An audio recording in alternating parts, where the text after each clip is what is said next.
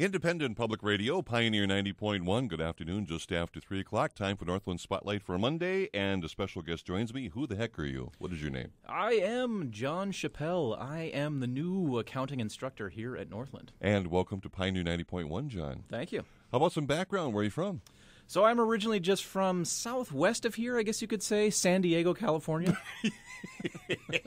Just down the road a bit. Yeah. Just down the road. Over yep. a few mountains and a couple deserts and all that good stuff. Yeah, the deserts are bigger than you can imagine. So you're a San Diego native? San Diego native, born and raised. I was watching the Charger-Baltimore Raven game yesterday with the sun in San Diego and the green grass. Oh. Yes, the San Diego Chargers fall into the category of things that I am blocking out right now.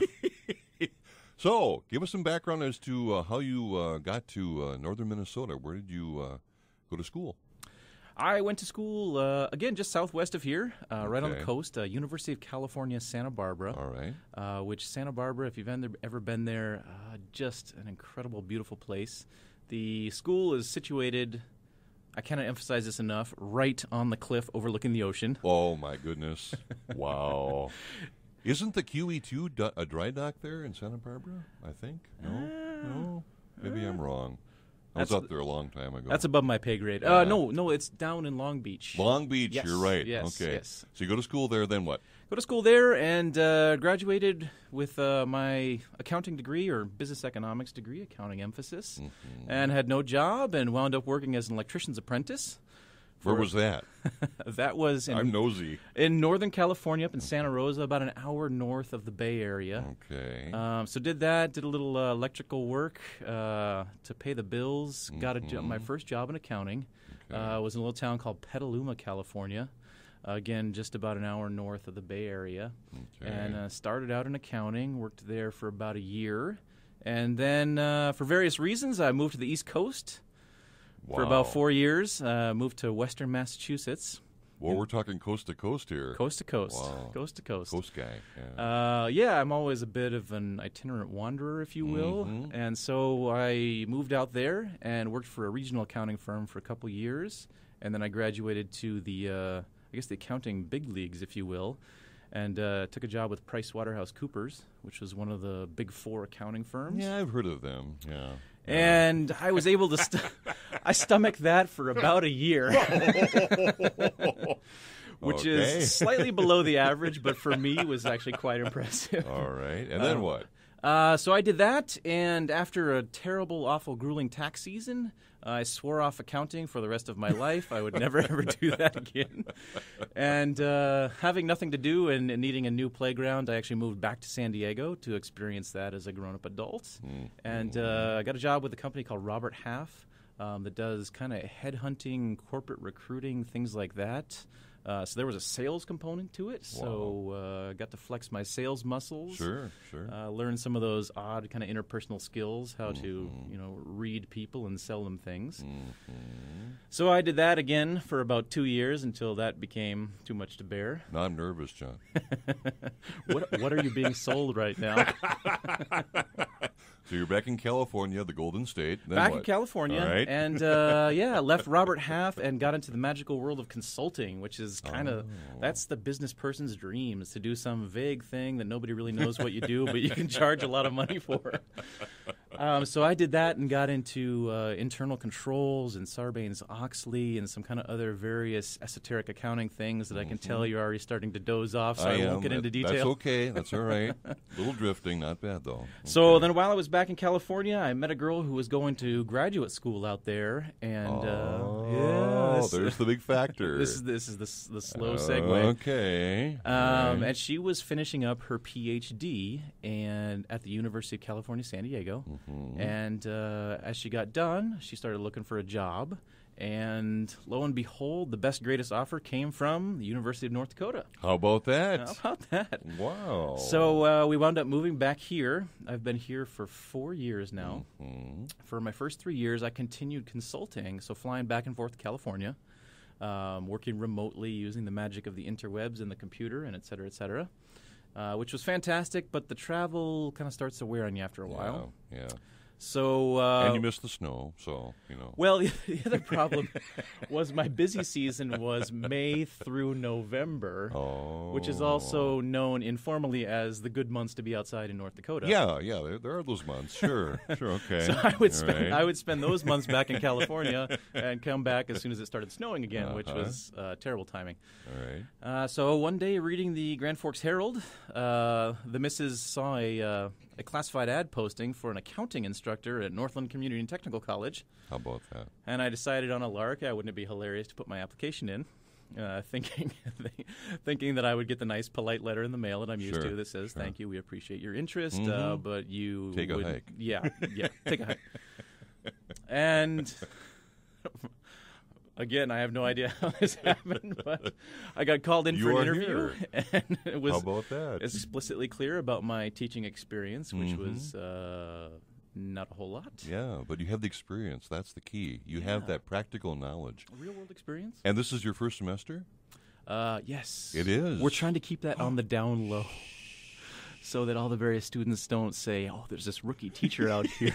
We can totally pull the wool over his eyes." Not going to happen, is it? No. I think I've kind of kept the lid on it thus far, yeah, and by the time they realize it, hopefully it'll be next semester, and Yeah. Well, one thing about this school, one of many things that I find so unique among schools in the area, of course, this is a 2-year school, and so you have that practical application of classroom work into the real world. And you have that experience. Yes. So when you speak, when you educate, you know what you're talking about. You have that knowledge. Theoretically, you are absolutely correct. Yeah. But yes, and that is good because a lot of classroom learning just has this kind of rote memorization or what the heck am I going to do with this? And so to be able to take the I learned this, and this is how I applied it out in the real world, and maybe you will too. Yes. Does get their attention. All right, for the first semester, if I can ask these questions now as a first-time instructor at Northland, what are some things that you kind of knew were coming and other things you were surprised to encounter as an instructor?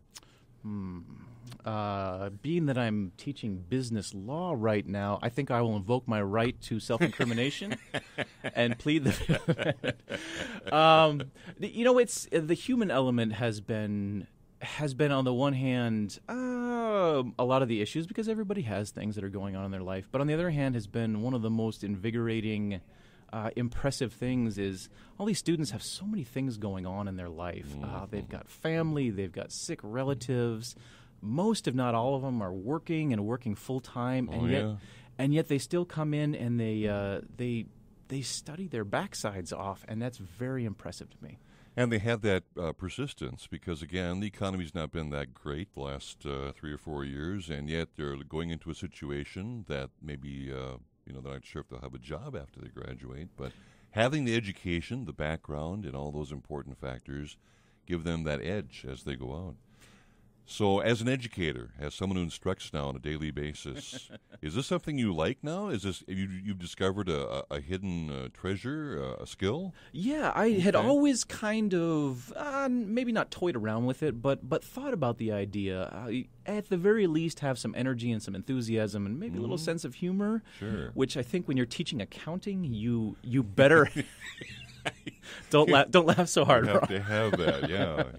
Because you may have heard this, but accounting can be a bit of a dry subject if you don't jazz it up a little bit. I have heard that. So throwing in some jokes and some real world experience, and just not taking it super seriously. Yeah. John and I were talking off the air for at least a half an hour. I did most of the talking, by the way, and we do both have a very dry sense of humor. So if you would, John, give us the official classes that you teach at Northland. What are they called?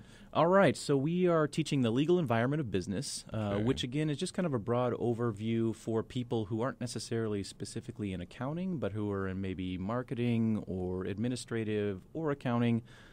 Give them a broad scope of the legal things that they're going to encounter, not only in the business world, but also in their personal life as well. Yeah. And then we're also teaching a payroll class, which, again, is good for people who are in accounting, but also for people who are maybe working in a small office and are wearing a bunch of different hats. So all the various accounting and legal things behind producing payroll on a regular basis. Okay. Multiple skill sets, very important. Multiple skill sets Yes. are very important. Yeah, getting that job. And business math, which again is a math class, but we try and jazz it up and make it fun.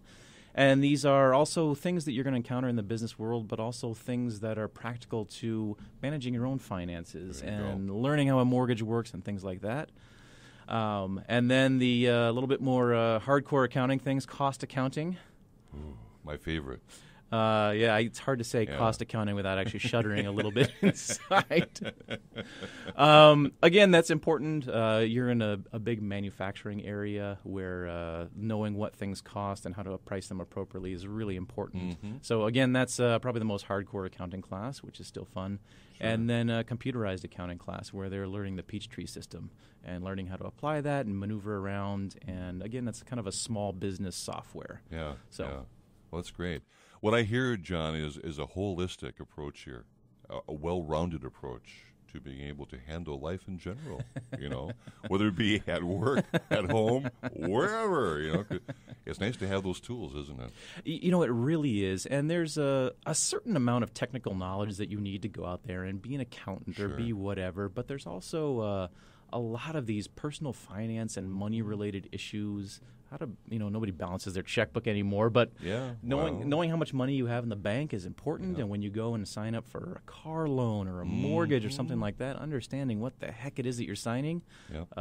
that's a good skill to have. It's a good thing. John, thank you so much for sharing your time and thoughts. You're very welcome. Thank you. And again, our very special guest for Northland Spotlight on this Monday, November 26th, John Chappell. Northland Spotlight on Pioneer 90.1 FM.